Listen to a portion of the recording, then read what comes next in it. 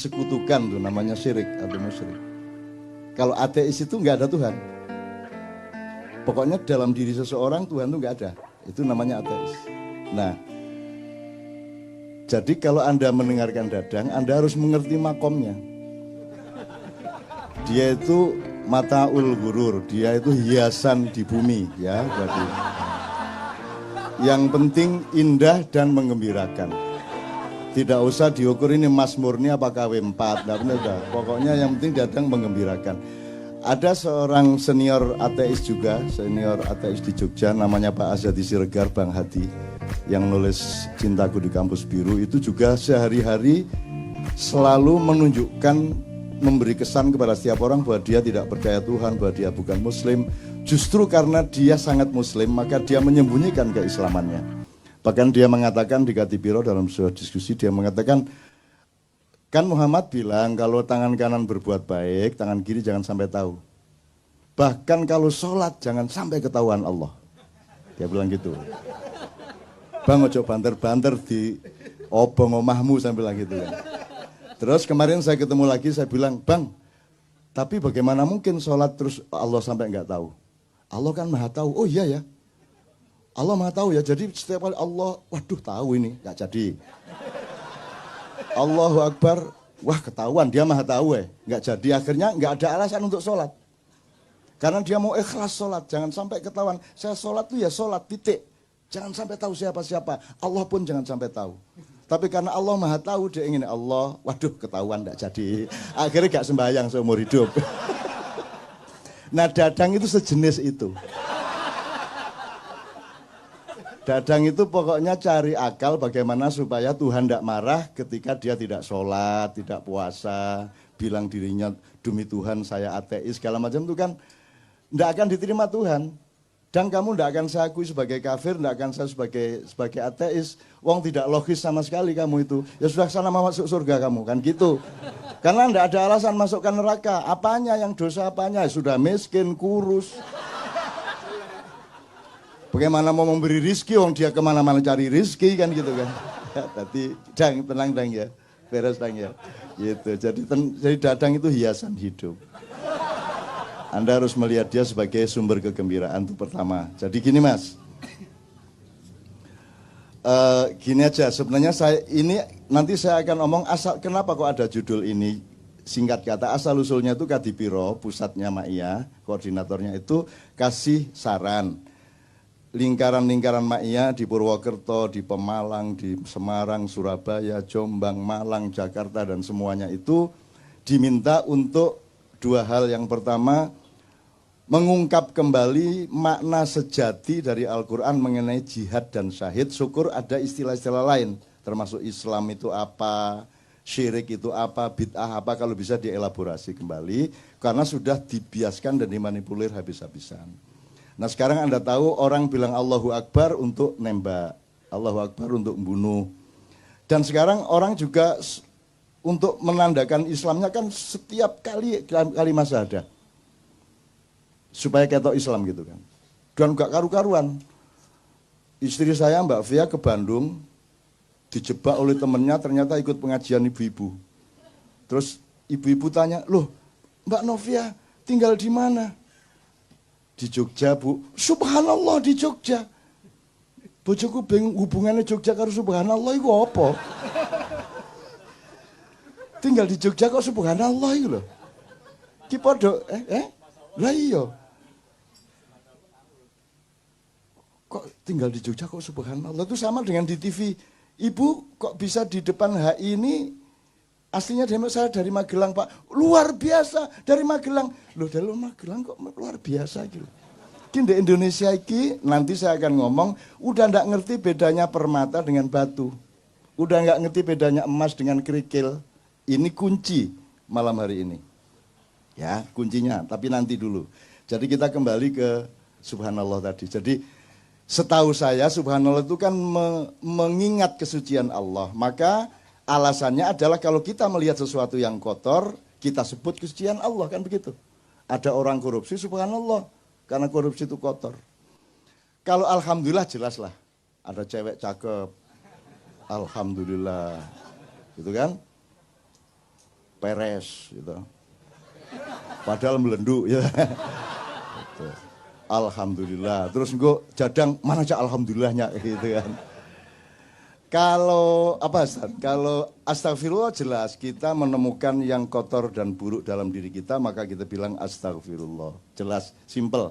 Alhamdulillah sama. Tapi kalau subhanallah, apalagi Allahu Akbar, itu Anda tidak logis mengucapkan Allahu Akbar kalau Anda tidak terkagum-kagum atau terkejut atau terpana atau tergetar oleh kebesaran ciptaan Allah.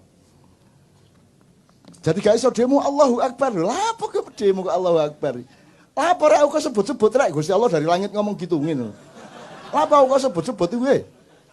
Kamu enggak kagum apa-apa kok mau bunuh orang kok Allahu Akbar. Allahu Akbar itu kan tadi terusannya Rabbana ma khalaqta hadza batila. Jadi Allahu Akbar itu puncak perintah Allah untuk meneliti dirimu sendiri, meneliti alam, meneliti kehidupan. Terus kamu menemukan kekaguman-kekaguman luar biasa, ya Allah, aku ini sudah mau jual rumah, udah nggak punya harapan. Loh ada loh teman yang nolong saya, Allahu Akbar. Kagum saya sama takdir Allah itu. Nah, baru cocok Allahu Akbar.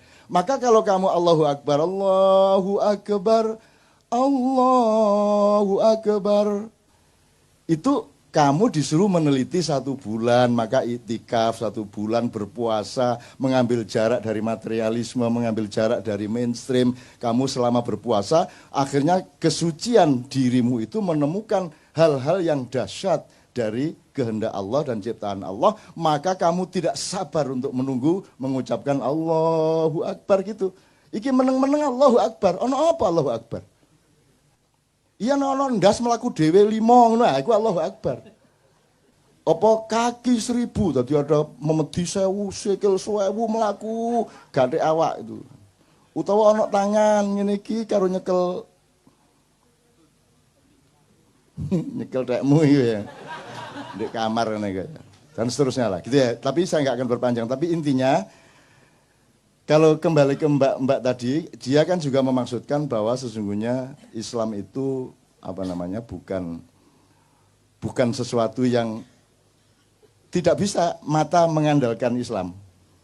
Mata diandalkan untuk jadi gini, saya tuh nggak bisa nuduh si teman saya ini kafir, wong saya nuduh dia muslim aja nggak bisa kok saya. Saya nggak punya data apapun mengenai dia. Saya bilang Ustadz muslim aja saya nggak berani kok. Jangankan saya bilang kafir, saya bilang dia muslim pun saya tidak berani. Jangankan dia, aku menyebut diriku muslim pun aku tidak berani. Karena itu prerogatifnya Allah untuk menilai aku ini muslim benar apa bukan. Lah kok saya menyebut diri saya muslim? Saya cuma berusaha. Saya berikhtiar, mudah-mudahan nanti lolos Allah. Lah kok saya ini ngafir-ngafir nanti ini. Itu namanya kafir. Orang yang mengkafir-kafirkan adalah orang kafir.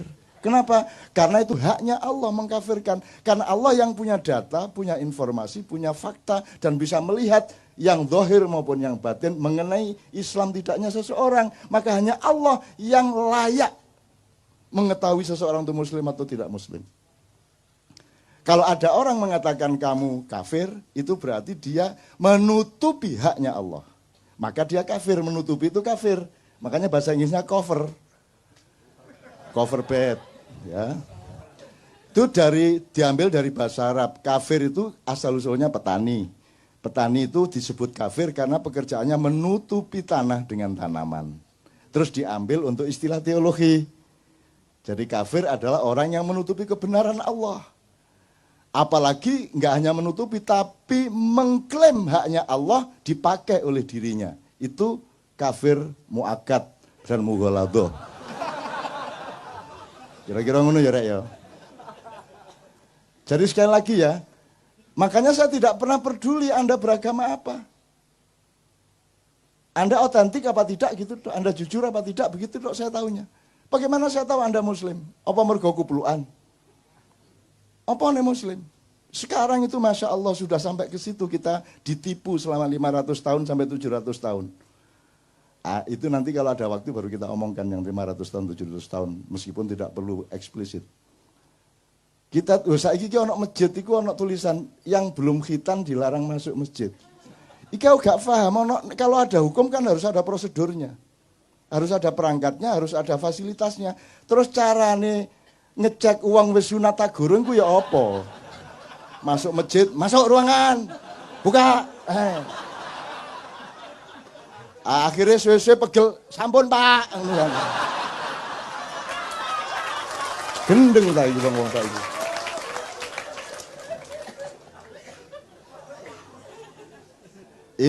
Ini kalau diperlebar banyak sekali ini, tapi saya mohon maaf kepada MUI, saya mohon maaf kepada teman-teman yang lain. Saya bukan apa-apa, saya cuman urun logika, urun akal sehat. Karena sumber kesehatan hidupmu adalah jujurnya pikiranmu. Kalau engkau tidak jujur berpikir, saraf-sarafmu akan konslet dan akan menciptakan perintah-perintah yang akan membuat badanmu tidak sehat. Teman sekalian, jadi sekarang ada sertifikasi arah kiblat, coba. Ya apa gara-gara ini? Iya kok kiblat itu jelas. Mana ada orang sholat di Indonesia ngadep kiblat? Nggak ada. Ngadep ke barat, miring ke utara 24,5 derajat. Tapi nggak menghadap kiblat, kiblat di sana kok. Arab di sana Mas, nggak di sana Mas, di sana Mas. Sembayang ini ya. Ini ya. Lah imamnya wis 70 tahun kata gak kelebok ngono ya apa kamu. Mana kiblat? Kan jangan hanya bujur lintangnya juga kan begitu. Iki apa arek-arek? Sertifikasi halal barang kula. Aku setuju aja dan seneng ada dana banyak yang masuk dari sertifikasi halal. Cuman kan nggak masuk akal. Gini loh Mas, kalau di Kuala Lumpur, di Tokyo itu kan 90% di jalan raya itu mobil. Maka kalau ada motor bahaya. Maka motor harus menyalakan lampu. Kan gitu. Maka dari jauh sudah kelihatan, tidak sampai tabrakan atau gesekan. Kalau di Jogja lah motor kabeh. Wah, mentrong sambrek. Ini ngapain dinyalakan? Mestinya yang dinyalakan yang minoritas. Betul enggak? Karena asumsi dasarnya ini mobil semua, kalau ada motor nanti nggak kelihatan bahaya, maka harus pakai lampu. Kalau di Indonesia lah, sekarang motor boleh kemana-mana, di mana-mana motor sing nyentrong loh. Apa nggak terbalik? Di Amerika mayoritasnya tidak muslim, maka asumsi dasarnya makanan itu haram, maka dibutuhkan sertifikasi halal. Di Indonesia mayoritas muslim, semua makanan relatif halal, maka yang dibutuhkan sertifikasi haram. Gimana sih?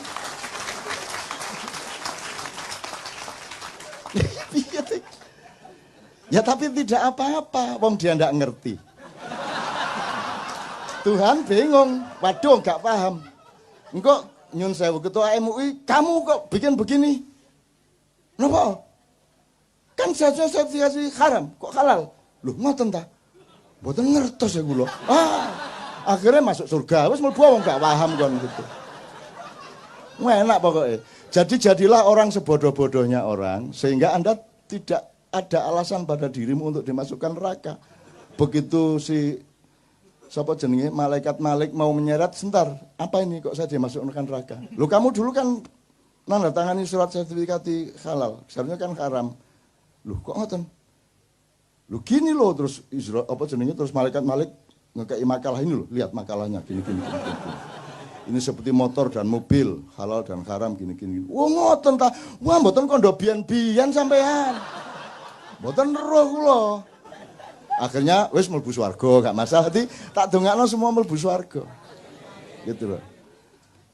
Kan iku karo swarga cek kepincurute kan iku. Swarga karo Indonesia iki padha. Wis ngene iki swarga iku kira-kira. Pokoke angger atimu ngene iki berarti wis swarga. Gitu loh, tenang aja. Bahkan di sana nanti agak masih meragukan saya itu. Arep dangdut tuku kaset ning ndi.